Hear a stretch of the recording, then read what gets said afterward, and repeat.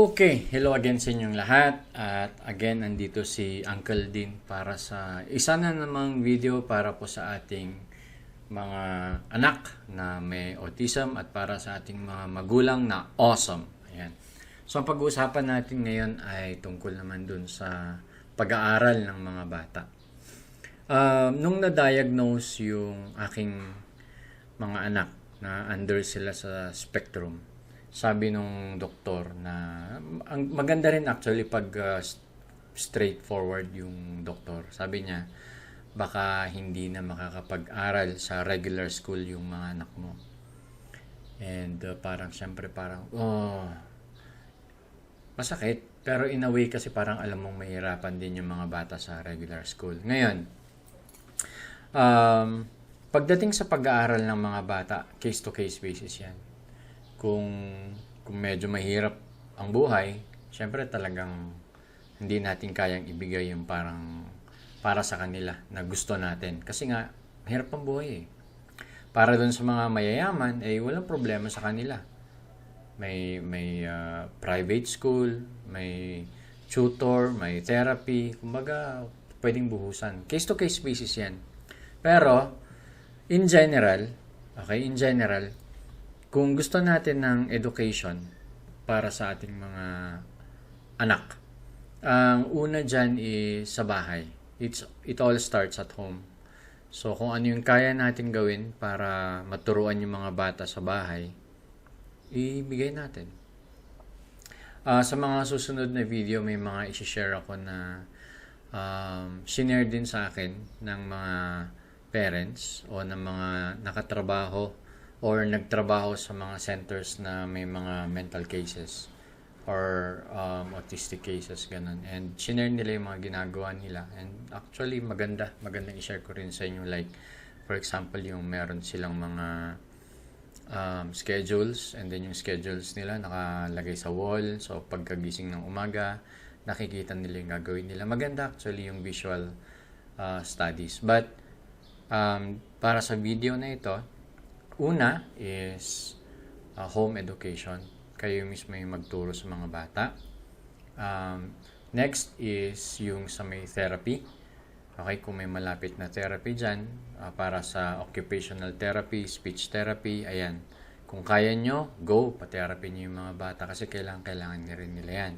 So sa bahay, home education, yung mga sa therapy para sa OT, ST, occupational therapy, tsaka speech therapy.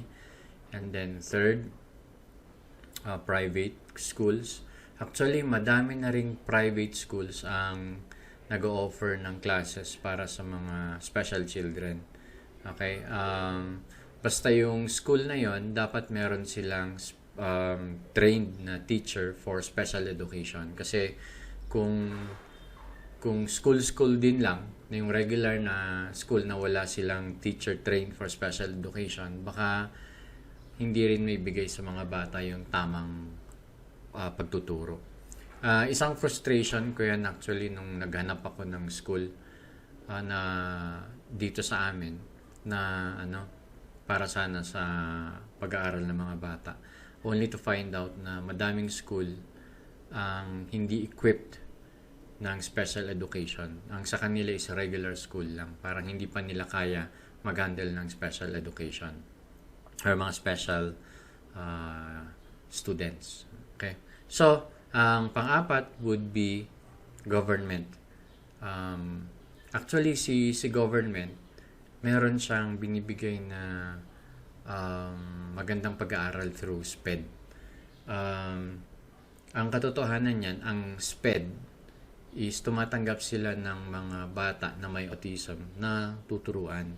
And hindi sila pwedeng tumanggi. Kasi yun yung mandate ni SPED. Kailangan pag may estudyante dyan, may magulang dyan na gustong i-enroll yung anak, tanggapin nila. Okay, tanggapin nila. Hindi sila pwedeng humindi kasi yun yung mandate nila. Okay, the problem lang dito is kung kunyari malayo yung SPED sa inyo or kung walang SPED sa area ninyo, special education, under DepEd, yun lang ang problema. Pero kung meron, pumunta po kayo doon nyo enroll yung mga bata. Kasi yung anak ko doon ko in-enroll. And nakakatuwa kasi binibigyan talaga ng time din ng mga teachers yung mga bata para turuan. Hindi nga lang dun sa regular na pagtuturo, pero meron silang methods din para sa mga batang may autism. Okay? Hindi lang yon. Pag nakita na nila na pwedeng kumbaga graduate as non-graded yung bata, baka pwede na rin nilang isali sa mga regular na students. Pero siyempre, titignan nila kung kakayanin din ng mga anak natin. Okay? So, yan yung 4 na pwedeng pag-aralan ng mga anak natin na may autism. Sa bahay, sa therapy, sa private schools, at sa government through SPED Center. Walang babayaran po sa SPED Center. Actually, ang binayaran lang namin doon is yung nung bumili kami ng uniform nila. Yun yung kagandahan nun. So, that's it for our video today. I'll see you again on the next video.